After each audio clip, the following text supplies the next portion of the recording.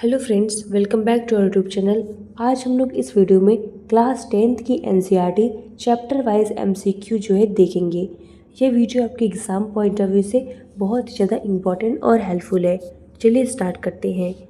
पहला क्वेश्चन हमारा क्या है, श्वसन किस प्रकार की अभिक्रिया है? तो यह जो है ऊष्माक्षेपी अभिक्रिया होती है। नेक्स्ट क्वेश्चन है, फेरस सल्फेट क्रिस्टल का रंग होता है तो हरा होता है। साग सब्जियों को विघटित होकर कंपोस्ट बनाना किस अभिक्रिया का उदाहरण है? तो यह ऊष्माक्षेपीय अभिक्रिया का उदाहरण है। लाल तप्त आयरन पर जल वाष्प प्रवाहित करने पर कौन सा यौगिक प्राप्त होता है? तो हमारा जो है फेरिक ऑक्साइड प्राप्त होता है। जब सोडियम हाइड्रोक्साइड जिंक से अभिक्रिया करता है तो कौन सा उत्पाद बनता है? तो सोडियम हमारा जिंकेट बनता है। दूध से दही बनाना कैसा परिवर्तन है? तो यह जो है रासायनिक परिवर्तन है। निम्नलिखित में से कौन सा पदार्थ बिना ज्वाला के जलता है? तो कोयला बिना ज्वाला के जलता है। आलू चिप्स की थैली में कौन सी गैस भरी रहती है? तो नाइट्रोजन गैस भरी रहती है। सिल्वर क्लोराइड का रंग क्या है? तो इसका रंग जो है श्वेत होता है। जब मैग्नीशियम फीता को जलाया जाता है तो उत्पन्न आग की लौ होती है तो चमकीला उजाला होता है। निम्नलिखित में से कौन द्विविस्थापन अभिक्रिया है? तो द्विविस्थापन अभिक्रिया क्या होती है? जिसमें एक का जो कंपाउंड होता है वो जो है दूसरे के साथ जुड़ जाता है। जैसे यहाँ पे AgNO3 है तो यहाँ पे जो है NO3 यहाँ सोडियम के साथ जुड़ गया है, और NaCl है तो यहाँ Ag के साथ जो है Cl जुड़ गया है। तो यही हमारी द्विविस्थापन अभिक्रिया है। नेक्स्ट हमारा रिएक्शन है, दिया है रासायनिक अभिक्रिया किस प्रकार की है? तो यहाँ पे देखिए क्या है, जिंक है और हमारा जो कॉपर सल्फेट है। तो इसमें यहाँ पे जिंक सल्फेट जो है SO4 इसके साथ जुड़ गया है। यानी जो अधिक अभिक्रियाशील धातु होती है वह जो है उसके साथ जो जुड़ा होता है उसको खींच लेता है अपनी तरफ। तो हमारा कौन सा हो जाता है? विस्थापन अभिक्रिया हो जाता है। लौह चूर्ण पर तनु हाइड्रोक्लोरिक अम्ल डालने से क्या होता है? तो हाइड्रोजन गैस और आयरन क्लोराइड जो है बनता है। लोहा को जिंक से लेपित करने की क्रिया को क्या कहते हैं? तो गैल्वनीकरण कहते हैं। नाइट्रोजन डाइऑक्साइड NO2 के धुएं का रंग कैसा होता है? तो भूरा होता है। लोहे पर जंग लगने की क्रिया को क्या कहते हैं? तो संक्षारण कहते हैं। निम्नलिखित में कौन सा बुझा चूना है? तो जो है कैल्शियम हाइड्रोक्साइड CaOH2 यह जो है बुझा चूना होता है। रासायनिक अभिक्रिया में भाग लेने वाले पदार्थों को क्या कहते हैं? तो अभिकारक कहते हैं। यहाँ पे हमें रिएक्शन दिया गया है Fe2O3 + 2Al। तो यहाँ पे जो एल्यूमिनियम ज़्यादा अभिक्रियाशील है तो इसके साथ जो है O3 जुड़ गया है। तो ये हमारा कैसा अभिक्रिया हो गया? विस्थापन अभिक्रिया हो गया। हमारा रिएक्शन दिया है किस प्रकार की अभिक्रिया है? तो यहाँ पे देखिए ऑक्सीजन का क्या हो रहा है, ऑक्सीजन जो है यहाँ से ख़त्म हो जा रहा है। तो ऑक्सीजन कॉपर ऑक्साइड से हमारा ऑक्सीजन ख़त्म हो गया, तो यानी ये क्या हुआ? रिडक्शन हुआ। यहाँ हाइड्रोजन के साथ ऑक्सीजन जुड़ गया यानी ऑक्सीडेशन हुआ। तो यानी ऑक्सीडेशन भी हो रहा है और हमारा रिडक्शन भी हो रहा है, तो ये हमारा रेडॉक्स रिएक्शन हो जाएगा। नेक्स्ट चैप्टर हमारा है अम्ल क्षार लवण। पहला क्वेश्चन हमारा क्या है, लिटमस विलयन जो बैंगनी रंग का रंजक होता है यह किस पदार्थ का बना होता है? तो लाइकेन का बना होता है। निम्नलिखित में कौन बेकिंग पाउडर है? तो बेकिंग पाउडर क्या होता है? एक मिश्रण होता है। निम्नलिखित में कौन सूचक की तरह इस्तेमाल नहीं किया जा सकता? तो हल्दी को सूचक की तरह इस्तेमाल किया जाता है, मेथिल ऑरेंज को भी किया जाता है, फिनोफ्थेलीन को भी किया जाता है, लेकिन मूली को जो है इस्तेमाल नहीं किया जा सकता। निम्नलिखित में कौन क्षारक है? तो ZnO जो है एक क्षारक होता है, जिंक ऑक्साइड जिसको बोलते हैं। पोटास एलम होता है तो पोटास एलम जो है एक द्विक लवण होता है। हमारा शरीर pH मान के किस परिसर में सही तरीके से कार्य करता है? तो 7 से जो है 7.8 परिसर में अच्छे से कार्य करता है। तनु HCl का pH मान कितना होता है? तो 0 होता है। निम्नलिखित में सबसे प्रबल लवण कौन सा है? तो NaCl जो है, जिसको सोडियम क्लोराइड कहते हैं, यह प्रबल लवण होता है। बहते हुए रक्त को रोकने में उपयोगी यौगिक है तो फिटकरी होता है। धातु के ऑक्साइड होते हैं तो ये क्षारक होते हैं। जल का pH मान कितना होता है? तो 7 होता है। निम्नलिखित में कौन सा बुझा हुआ चूना है? तो कैल्शियम हाइड्रोक्साइड CaOH होता है। विरंजक चूर्ण का रासायनिक फॉर्मूला क्या होता है? तो CaOCl2 होता है। चींटी के डंक और नेटल के डंक में कौन सा अम्ल पाया जाता है? तो मेथोनोइक एसिड पाया जाता है। अम्ल वर्षा कहलाने के लिए आवश्यक है कि वर्षा के जल का pH मान कितना होना चाहिए? तो 5.6 से कम होना चाहिए। कम हो जाए तो वह जो है अम्ल वर्षा एसिड रेन होती है। ग्लूकोज का फॉर्मूला क्या होता है? तो C6H12O6 होता है। एसिटीन अम्ल का IUPAC निम्न क्या होता है? तो एसिटिक अम्ल का जो है एथेनोइक एसिड होता है। एसिटिक होगा एसिड। इसका फॉर्मूला क्या होता है? तो इसका फॉर्मूला जो है CH3COOH होता है। निम्नलिखित में कौन सा आयन लाल लिटमस को नीला कर देता है? तो OH आयन जो है कर देता है। फेरस सल्फेट क्रिस्टल का रंग होता है तो कैसा होता है? हरा होता है। निम्नलिखित में से एक अम्ल है तो हाइड्रोक्लोरिक एसिड HCl जो है एक अम्ल होता है। नेक्स्ट चैप्टर हमारा है धातु एवं अधातु। क्वेश्चन हमारा क्या है? विद्युत अपघटनी परिष्कर में अशुद्ध धातु को बनाया जाता है तो एनोड से जो है बनाया जाता है। सीसा और टीन के मिश्र धातु को कहते हैं तो सोल्डर जो है कहते हैं। अधिकतम धातुओं के ऑक्साइड होते हैं तो कैसे होते हैं? क्षारकीय होते हैं।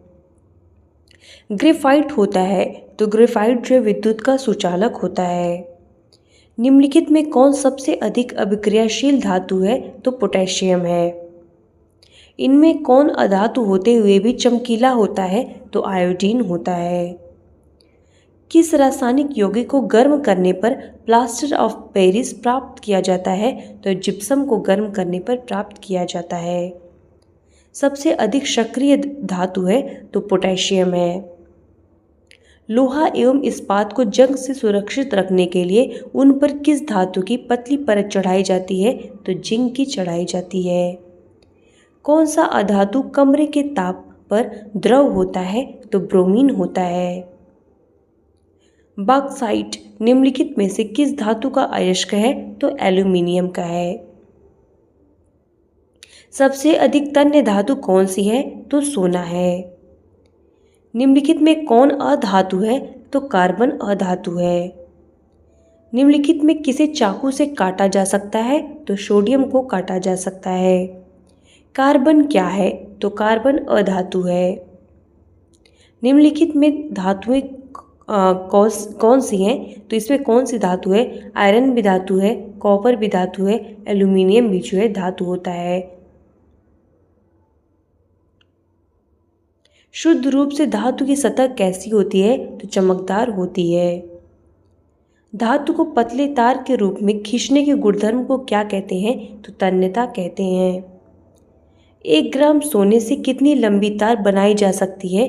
तो 2 किलोमीटर जो है बनाई जा सकती है। धातुओं की तुलना में अधातुओं की संख्या कितनी होती है? तो कम होती है। अगला चैप्टर हमारा है कार्बन और उसके यौगिक। तो क्वेश्चन हमारा क्या है? कार्बन हाइड्रोजन से संयोग कर बनाता है तो हाइड्रोकार्बन बनाता है। इथेन में कितने सहसंयोजक आबंध होते हैं? तो 7 होते हैं। खाना बनाते समय यदि बर्तन की तली बाहर से काली हो रही है तो जो इसका मतलब क्या है? कि ईंधन पूरी तरह से जो है नहीं जल रहा है।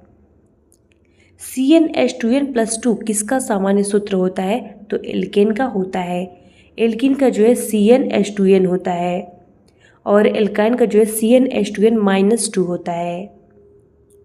सरलतम हाइड्रोकार्बन है तो मीथेन जो है सरलतम हाइड्रोकार्बन है और मीथेन का फॉर्मूला क्या होता है? CH4 होता है। क्लोरोफॉर्म का IUPAC नाम क्या होता है? तो टेट्राक्लोरोमीथेन होता है। वायुमंडल में CO2 गैस उपस्थित है तो 0.03% जो है उपस्थित है। सल्फ्यूरिक एसिड का फॉर्मूला क्या होता है तो H2SO4 होता है। कार्बोक्सिलिक एसिड समूह है तो COOH है। एथिलीन में कार्बन कार्बन के बीच 2 आबंध मौजूद हैं जिसमें जो है क्या होता है, दोनों हमारे जो है सिग्मा आबंध होते हैं। नीला थोथा जिसको तूतिया का रासायनिक सूत्र क्या होता है तो CuSO4.5H2O होता है। नाइट्रोजन अणु में कितने सहसंयोजक बंधन होते हैं तो 3 होते हैं। संगमरमर का रासायनिक सूत्र क्या है CaCO3 होता है। चीनी का रासायनिक सूत्र क्या होता है तो C12H22O11 होता है। सोडियम कार्बोनेट का अणु सूत्र क्या होता है तो Na2CO3 होता है। कार्बोनिल समूह को सूचित किया जाता है तो CO के द्वारा किया जाता है। एथाइल एल्कोहल का अणु सूत्र क्या होता है तो C2H5OH होता है। निम्नलिखित में कौन सा एरोमेटिक हाइड्रोकार्बन है तो C6H6 है। निम्न में किस हाइड्रोकार्बन के 3 आबंध होते हैं तो C3H4 के होते हैं। CHO क्रियाशील मूलक को क्या कहते हैं तो इसको एल्डिहाइड बोलते हैं। नेक्स्ट हमारा है आवर्त वर्गीकरण। तो क्वेश्चन हमारा क्या है, आवाज सारणी के उदग्र स्तंभों को क्या कहा जाता है तो वर्ग कहा जाता है। आवाज सारणी में कितने वर्ग होते हैं तो 18 वर्ग होते हैं। आवर्त सारणी के प्रथम वर्ग के सदस्य हैं तो क्षारीय धातु जो है होते हैं। आवर्त सारणी में कितने आवर्त होते हैं तो 7 आवर्त होते हैं। मेंडलीफ आवर्त सारणी में कुल कितने वर्ग हैं तो 9 वर्ग जो है इसमें है। आवर्त सारणी में शून्य समूह का तत्व है तो हीलियम जो है 0 ग्रुप का तत्व होता है। मीथेन में कितने सहसंयोजक बंधक होते हैं तो इसमें जो है 4 होते हैं। आधुनिक आवर्त सारणी में कितने वर्ग और आवर्त होते हैं तो 18 वर्ग और 7 आवर्त होते हैं। आधुनिक आवर्त सारणी में कितने आवर्त और कितने समूह होते हैं तो 7 आवर्त और 18 समूह होते हैं। आधुनिक आवर्त सारणी में तत्वों के वर्गीकरण का आधार है तो परमाणु संख्या है। अमोनिया के अणु में नाइट्रोजन एवं हाइड्रोजन के परमाणुओं की संख्या का अनुपात क्या होता है तो 1:3 होता है। आधुनिक आवर्त सारणी का आधार है तो इसका परमाणु संख्या होता है। आवर्त सारणी में क्षैतिज कतारों को क्या कहते हैं तो आवर्त कहते हैं। लोहे की परमाणु संख्या क्या होती है तो 26 होती है। आधुनिक आवर्त सारणी में वर्गों की संख्या होती है तो 18 वर्ग होते हैं। आधुनिक आवर्त सारणी में आज तक ज्ञात तत्व हैं तो 114 हैं। मेंडलीफ आवर्त सारणी में तत्वों के वर्गीकरण का आधार था तो परमाणु द्रव्यमान था। ओजोन के एक अणु में ऑक्सीजन के परमाणु की संख्या होती है तो 3 होती है। आवर्त सारणी में कितने आवर्त होते हैं तो 7 होते हैं।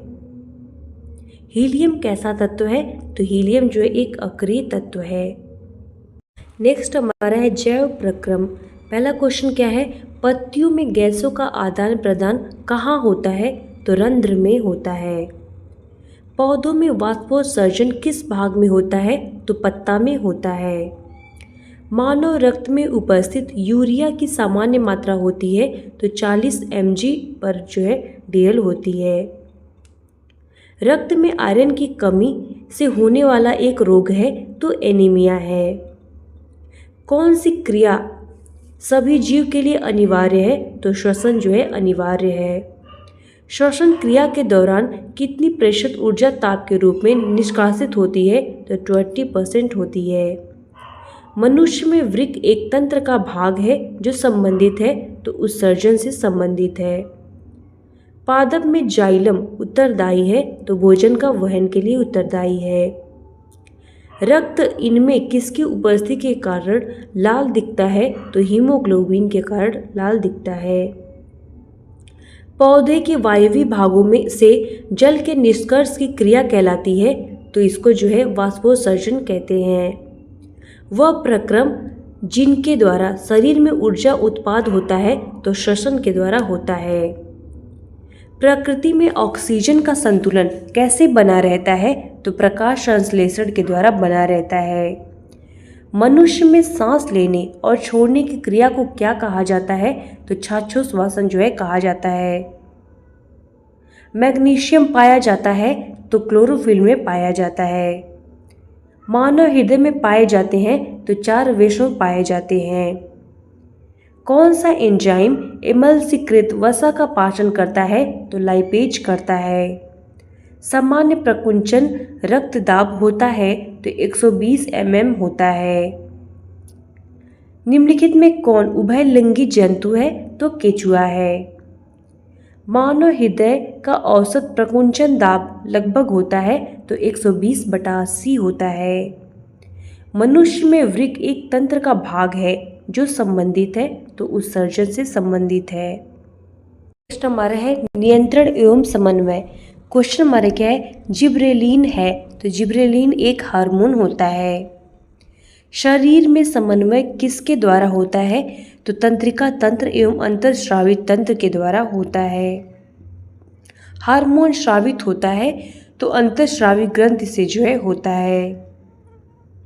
ग्वाइटर अथवा घेंगा पनपता है, तो आयोडीन की कमी से जो है होता है। मानव शरीर में पाया जाने वाला ज्ञानेंद्रियां हैं, तो जो है नाक हो गया, जीवा हो गया, कान हो गया, ये सभी हैं। मस्तिष्क से निकलने वाली तंत्रिका एक कहलाती है, तो कपाल तंत्रिका कहते हैं। थायरॉक्सिन का स्रवण कहाँ होता है? तो थायराइड में होता है। मानव में डायलिसिस थैली है, तो नेफ्रॉन है। निम्नलिखित में से पादप हार्मोन है, तो जिब्रेलिन भी है, ऑक्सिन भी है, एब्सिस है। एब्सिस ये तीनों जो है होते हैं। छुई मुई की पत्तियां की गति होती है, तो इसका जो है कंपानुकुंचन होती है। भोजन का पचना किस प्रकार की अभिक्रिया है? तो अपचयन है। कौन सा पादप नियंत्रक फल बेचने वालों द्वारा उपयोग किया जाता है? तो इथाइलिन किया जाता है। वह संरचना जो उद्दीपन की पहचान कराती है कहलाती है, तो ग्राही कहते हैं। कौन सा हार्मोन रुधिर में शर्करा के स्तर को नियंत्रित करता है? तो इंसुलिन हार्मोन करता है। पत्तियों का मुरझाना निम्न में से किसके प्रभाव से होता है? तो एब्सिसिक के जो है अभाव से होता है। मानव मस्तिष्क के किस भाग को बड़ा मस्तिष्क कहा जाता है? तो अग्र मस्तिष्क को कहा जाता है। निम्नलिखित में से कौन सी एक अंतःस्रावी और बाह्यस्रावी ग्रंथि 2 प्रकार की होती है? तो अग्नाशय होती है। कौन सी अंतःस्रावी ग्रंथि वृक्क के दोनों ओर ऊपर स्थित होती है? तो एड्रिनल होती है। जीवों में ध्वनि ग्रहण के लिए संवेदी अंग है, तो श्रवणग्राही है। शरीर की सबसे बड़ी अंतःस्रावी ग्रंथि का नाम है, तो थायराइड ग्रंथि है। नेक्स्ट हमारा है जीव जनन कैसे करते हैं। तो क्वेश्चन हमारा क्या है? अलैंगिक जनन मुकुलन द्वारा होता है, तो इष्ट जो है होता है, इष्ट में जो है होता है। नेक्स्ट क्वेश्चन हमारा क्या है? जड़ें विकसित होती हैं, तो जड़ें जो है मूलांकुर से विकसित होती हैं। पुष्पी पादकों में लैंगिक जनन होता है, तो फूलों द्वारा होता है। मानव मादा के जनन तंत्र का भाग नहीं है, तो शुक्र वाहिका जो है भाग नहीं होता। ब्रायोफिलम अपने जिस भाग द्वारा जनन करता है वह है, तो पत्ती है। इष्ट जनन करते हैं, तो मुकुलन द्वारा करते हैं। नर युग्मक एवं मादा युग्मक के संलग्न को कहते हैं, तो निषेचन बोलते हैं। निम्नलिखित में से कौन एक लिंगी पादप का उदाहरण है? तो पपीता है। द्विविखंडन द्वारा जनन होता है, तो अमीबा में होता है। उभयलिंगी पुरुष का उदाहरण है, तो सरसों और गुड़हल है। मुकुलन द्वारा प्रजनन किस में होता है? तो इष्ट में होता है। फूलों में नर प्रजनन अंग है तो पुंकेसर है। द्विखंडन होता है तो अमीबा में होता है। मुकुलन द्वारा जनन करते हैं तो हाइड्रा जो है होता है। मानव में किस प्रकार का जन्म पाया जाता है? तो लैंगिक जनन जो है पाया जाता है। निम्न में से किस जीव में बहुविखंडन होता है? तो मलेरिया परजीवी में होता है। ब्रायोफाइलम के कौन से भाग में कायिक प्रवर्धन होता है? तो पत्तियों में होता है। मानव मादा में निषेचन होता है तो फिलोपियन नलिका में होता है। द्विलिंगी पुष्प है तो गुलाब जो है द्विलिंगी पुष्प है। नर एवं मादा युग्मक द्वारा बनी कोशिका कहलाती है तो जो है इसको युग्मनज कहते हैं। नेक्स्ट चैप्टर है आनुवंशिकता एवं जैव विकास। क्वेश्चन हमारा क्या है? जीव की जीनी संरचना को कहते हैं तो जीन प्रारूप कहते हैं। समरूप अंग होते हैं तो कार्य में समान होते हैं। द ओरिजिन ऑफ स्पीसीज नामक पुस्तक किसने लिखी? तो डार्विन ने जो है लिखी। मनुष्य में कितने जोड़े गुणसूत्र पाए जाते हैं? तो 23 जोड़े पाए जाते हैं। समजात अंग होते हैं तो रचना में समान होते हैं। हीमोफीलिया में तो रक्त का थक्का नहीं बनता है। कीटों के पंख, चमगादड़ के पंख किस तरह के अंग हैं? तो संवृत अंग हैं। वर्तमान प्राणियों में कुछ संरचनाएं ऐसी पाई जाती हैं जिनका शरीर में अब कोई उपयोग नहीं रह गया है। ऐसी संरचनाओं को क्या कहते हैं? तो अवशेषी अंग बोलते हैं। कोशिका में पाया जाने वाला आनुवांशिकी पदार्थ है तो डीएनए होता है। जीन है तो जीन जो है डीएनए का एक भाग होता है। जीन शब्द की प्रस्तावना किसने की थी? तो जो है इसमें से किसी ने जो है नहीं की थी, बल्कि जीन शब्द की प्रस्तावना जो है जॉनसन ने की थी। नेक्स्ट क्वेश्चन क्या है? कौन सा वैज्ञानिक मंडल के नियमों को पुनः खोज से जो है संबंधित है? तो सर्मक जो है संबंधित है। मानव में कितने अमीनो एसिड पाए जाते हैं? तो 20 जो है पाए जाते हैं। आनुवांशिकी उत्परिवर्तन होता है तो क्रोमोसोम में होता है। गुणसूत्र बने होते हैं तो डीएनए और प्रोटीन्स व आरएनए के जो है बने होते हैं। कोशिका में आनुवांशिक पदार्थ है तो डीएनए है। जीन कहाँ स्थित होते हैं? तो गुणसूत्रों में स्थित होते हैं। आनुवंशिकता इकाई है तो जीन की जो है इकाई है। जीन शब्द किसने प्रस्तुत किया? तो जॉनसन ने जो है प्रस्तुत किया। मलेरिया उत्पन्न करने वाला मच्छर मादा एनोफिलीज किस तरह के जल में उत्पन्न होता है? तो गंदे जल में उत्पन्न होता है।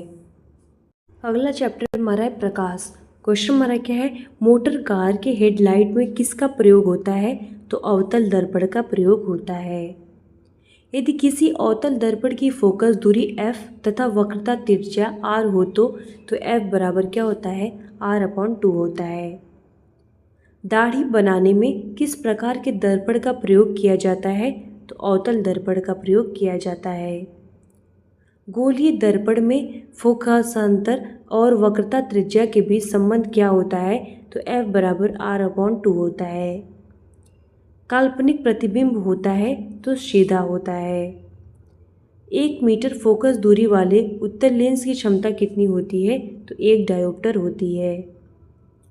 अवतल दर्पण से परावर्तन के बाद मुख्य अक्ष के समांतर एक किरण किससे होकर गुजरती है? तो मुख्य फोकस से होकर गुजरती है। किसी दर्पण से वस्तु को कहीं भी रखने से वस्तु के बराबर आकार का सीधा प्रतिबिंब बनता है तो दर्पण होगा, समतल दर्पण होगा। किसी उत्तल लेंस की फोकस दूरी हमेशा होती है तो पॉजिटिव होती है। किसी लेंस के द्वारा सिर्फ काल्पनिक प्रतिबिंब बनता है तो अवतल दर्पण में बनता है। प्रकाश के अपवर्तन के कितने नियम हैं? तो 2 नियम हैं। प्रकाश का वर्ण विक्षेपण किस उपकरण से संभव होता है? तो प्रिज्म से संभव होता है। सरल सूक्ष्मदर्शी में किसका उपयोग होता है? तो उत्तल लेंस का उपयोग होता है। किसी गोली दर्पण की वक्रता त्रिज्या 50 सेंटीमीटर है तो उसकी फोकस दूरी कितनी होगी? तो 25 सेंटीमीटर होगी।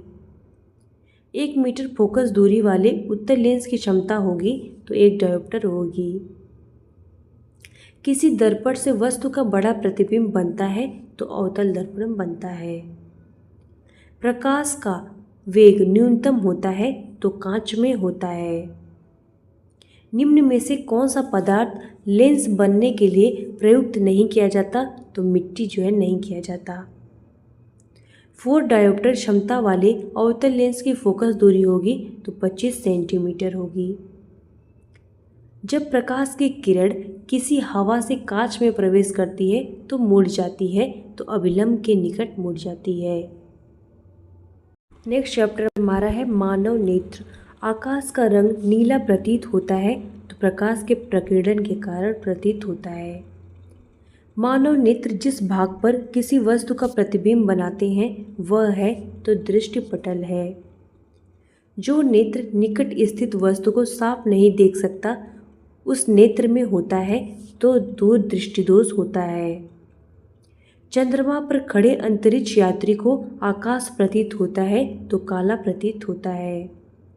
नेत्र में किसी वस्तु का बना प्रतिबिंब होता है तो वास्तविक उल्टा तथा छोटा होता है। निकट दृष्टि दोष का निवारण किस लेंस से होता है? तो अवतल लेंस से होता है। मानव नेत्र के किस भाग पर किसी वस्तु का प्रतिबिंब बनाते हैं? तो रेटिना और या दृष्टिपटल पर बनाते हैं। स्पेक्ट्रम में किस रंग की किरण का झुकाव अधिक होता है? तो बैंगनी का अधिक होता है। दीर्घ दृष्टि दोष को ठीक करने के लिए उपयोग किया जाता है तो उत्तल लेंस उपयोग किया जाता है। श्वेत प्रकाश जब प्रिज्म से गुजरती है तो सर्वाधिक विचलन होता है तो बैंगनी रंग का होता है। नेत्र में प्रवेश करने वाली प्रकाश किरणों का अधिकांश अपवर्तन होता है तो कॉर्निया के बाहरी पृष्ठ पर होता है। आकाश का रंग नीला होने का कारण है तो प्रकीर्णन है। मानव नेत्र में प्रकाश किस रास्ते से प्रवेश करता है? तो पुतली से प्रवेश करता है। कैमरे की तरह नेत्र में प्रवेश करते प्रकाश के परिणाम को नियंत्रित करता है तो आइरिस जो है करता है।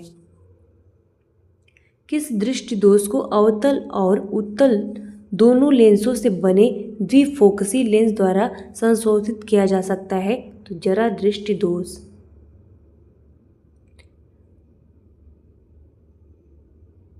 तो स्वस्थ आँख के लिए दूर बिंदु होता है तो अनंत से 25 सेंटीमीटर जो है होता है। अभिनेत्र लेंस की फोकस दूरी में परिवर्तन किया जाता है तो पश्चमामी पेशियों द्वारा जो है किया जाता है। मानव नेत्र अभिनेत्र लेंस की फोकस दूरी समायोजित कर विभिन्न दूरियों पर रखी वस्तुओं को फोकसित कर सकता है। ऐसा हो पाने का कारण है तो समंजन है। नेत्र लेंस की फोकस दूरी कम हो जाने से कौन सा दृष्टि दोष होता है? तो निकट दृष्टि दोष होता है। प्रकाश के किस रंग का तरंगदैर्घ्य सबसे अधिक होता है? तो लाल रंग का तरंगदैर्घ्य सबसे अधिक होता है। अगला चैप्टर हमारा है विद्युत। क्वेश्चन क्या है? विद्युत धारा का मात्रक होता है तो एम्पियर विद्युत धारा का मात्रक होता है। निम्न में कौन सा संबंध सत्य है? तो हमारा जो है V बराबर क्या होता है? यहाँ होगा V is equal to IR होता है। निम्न में कौन सा अर्धचालक नहीं है? तो पारा जो है अर्धचालक नहीं है। बाकी सभी जो है सिलिकॉन, जर्मेनियम ये सभी जो है अर्धचालक होते हैं। विद्युत प्रतिरोध का मात्रक है तो ओम होता है। प्रतिरोध का SI मात्रक क्या होता है? तो ओम होता है। वोल्ट पर एम्पियर प्रदर्शित करता है तो ओम जो है प्रदर्शित करता है। आवेश का SI मात्रक क्या होता है? तो कूलाम होता है। नेक्स्ट क्वेश्चन हमारा क्या है? 1, 2 और 3 ओम के 3 प्रतिरोधों को श्रेणी क्रम में जोड़ने पर समतुल्य प्रतिरोध होगा तो 6 होगा। क्योंकि इसमें क्या होता है R1 + R2 + R3 कर देंगे तो हमारा क्या आ जाएगा 6 आ जाएगा। नेक्स्ट हमारा है विभवांतर का एसआई मात्रक क्या होता है तो वोल्ट होता है। स्थिर विद्युत में आवेश तो क्या होते हैं तो विरामावस्था में जो है रहते हैं। विभव का मात्रक क्या होता है तो वोल्ट होता है। कौन सा विद्युत का सुचालक है तो ग्रेफाइट जो है विद्युत का सुचालक होता है। विद्युत धारा में आवेश रहते हैं तो गति की अवस्था में रहते हैं। 100 वाट से 220 वोल्ट के विद्युत बल्ब के तंतु का प्रतिरोध क्या होगा तो जो है 484 ओम होगा। विद्युत बल्ब का तंतु किस धातु का बना होता है तो टंगस्टन का बना होता है। ऊर्जा का एसआई मात्रक क्या होता है तो जूल होता है। टंगस्टन निम्नलिखित में से किस ताप पर पिघलता है तो 3500 डिग्री सेंटीग्रेड पर पिघलता है। ओम का नियम क्या है तो V = IR होता है।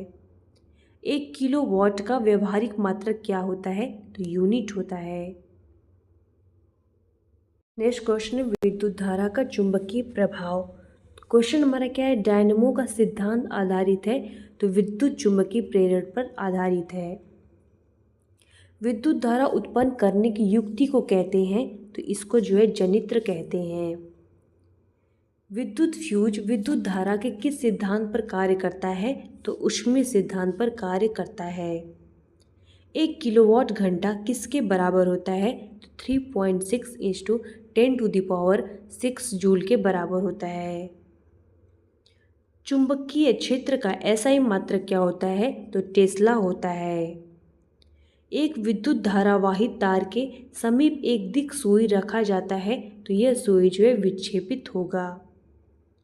विद्युत घंटी किस प्रभाव पर कार्य करता है तो चुंबकीय प्रभाव पर कार्य करता है। चुंबकीय बल क्षेत्र का एसआई मात्रक क्या होता है न्यूटन प्रति एम्पीयर मीटर होता है। विद्युत धारा के प्रवाह दक्षिण से उत्तर की दिशा में हो तो दिक् सूचक का विक्षेपण जो है पश्चिम की ओर होगा। लघु पतन के समय परिपथ में विद्युत धारा का मान होता है तो बहुत अधिक बढ़ जाता है। विद्युत मोटर की क्रिया आधारित है तो विद्युत धारा और चुंबकीय प्रभाव पर आधारित है। विद्युत धारा की दिशा में परिवर्तन होने पर चुंबकीय क्षेत्र की दिशा क्या होती है बदल जाती है। डायनेमो से किस प्रकार की धारा प्राप्त होती है तो दिष्ट धारा प्राप्त होती है। जल विद्युत संयंत्र किस ऊर्जा को विद्युत ऊर्जा में रूपांतरित करता है तो स्थितिज ऊर्जा को जो है विद्युत ऊर्जा में रूपांतरित करता है। विद्युत बल्ब में कौन सी गैस भरी रहती है तो निष्क्रिय गैस भरी रहती है। चुंबकीय क्षेत्र एक ऐसी राशि है जिसमें होते हैं तो परिणाम और दिशा दोनों जो है होता है। घरों में विद्युत से दुर्घटना किसके कारण होती है तो शॉर्ट सर्किट से जो है होती है। भारत में उत्पादित प्रत्यावर्ती विद्युत धारा की आवृत्ति होती है तो 50 हर्ट्ज होती है। विद्युत चुंबकीय प्रेरण की खोज किसने की थी तो फैराडे ने की थी। क्वेश्चन हमारा क्या है जीवाश्म ईंधन का उदाहरण है तो कोयला भी है लकड़ी भी है और गोबर गैस भी है। निम्न में से कौन बायोगैस ईंधन का स्रोत नहीं है तो नाभिकीय ऊर्जा नहीं है। नवीनीकरण ऊर्जा का स्रोत है तो सौर ऊर्जा है। ग्लोबल वार्मिंग के लिए उत्तरदायी गैस है तो कार्बन डाइऑक्साइड है। ऊर्जा के सभी रूप में अनंत स्रोत किसे माना जाता है तो सूर्य को माना जाता है। सौर ऊर्जा को विद्युत ऊर्जा में परिवर्तित करती है तो सौर सेल करती है। नाभिकीय ऊर्जा प्राप्त करने हेतु आवश्यक है तो यूरेनियम आवश्यक है। सूर्य तथा अन्य तारों की विशाल ऊर्जा के स्रोत हैं तो नाभिकीय संलयन है। बायोगैस का मुख्य घटक है तो मीथेन गैस है। सौर पैनलों का उपयोग होता है तो मुख्य ऊर्जा स्रोत के रूप में होता है।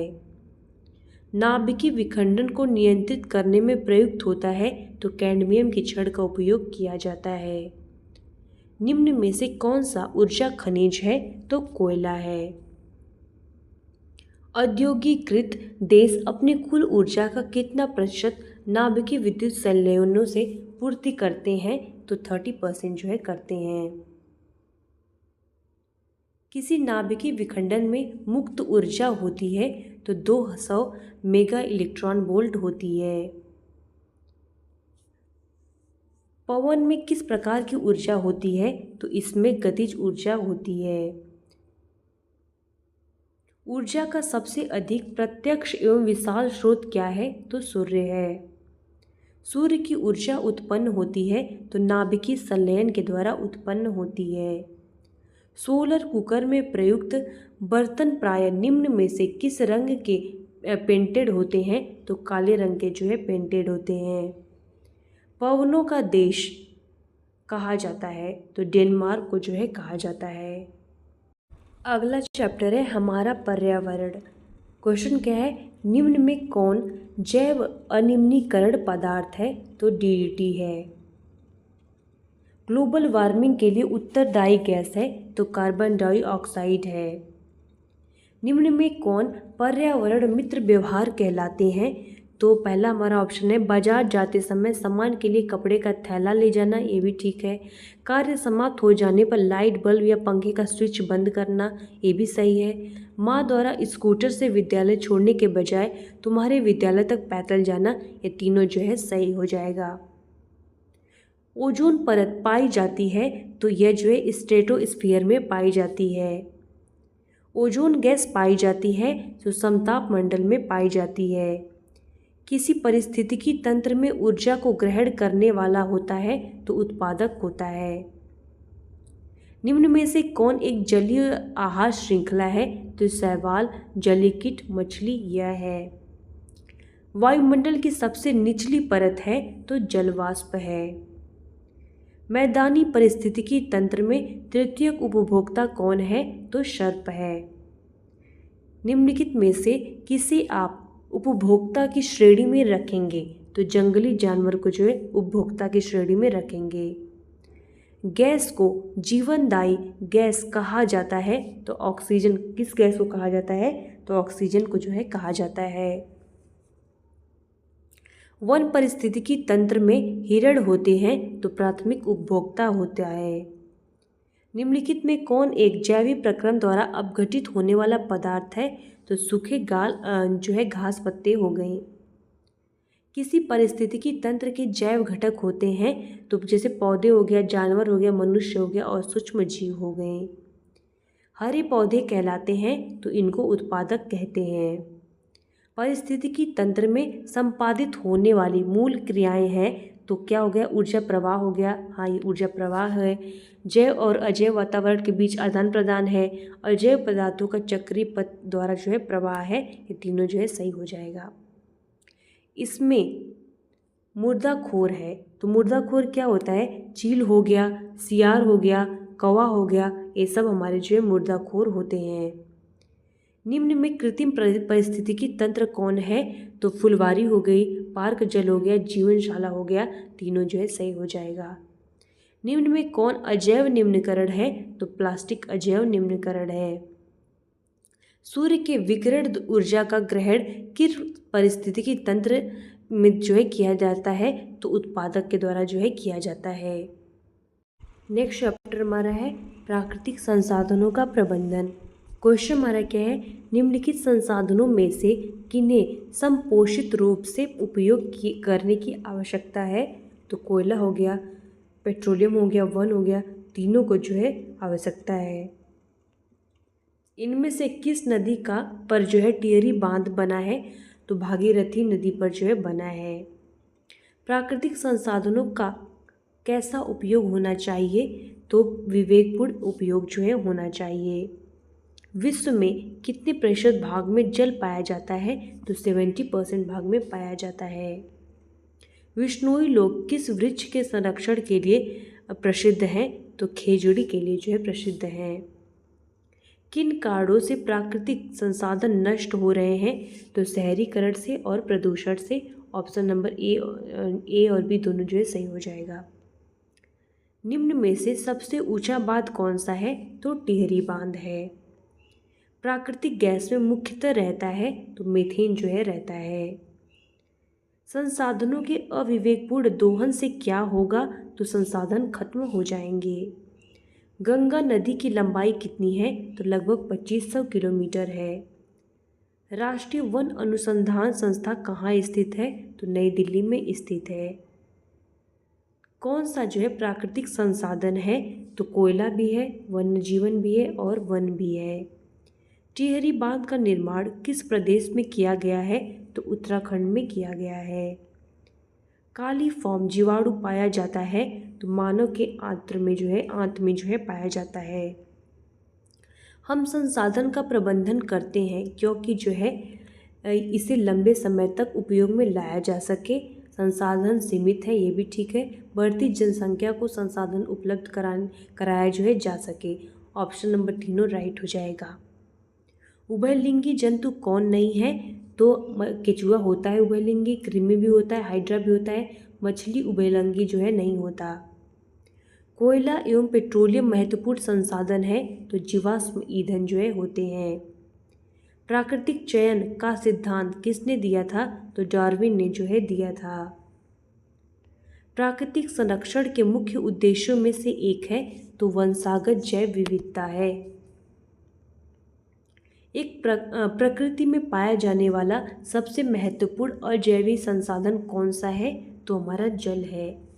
तो हमने जो है क्लास 10th का कंप्लीट फुल NCERT जो है कवर कर लिया। Hope you like this video. Thanks for watching.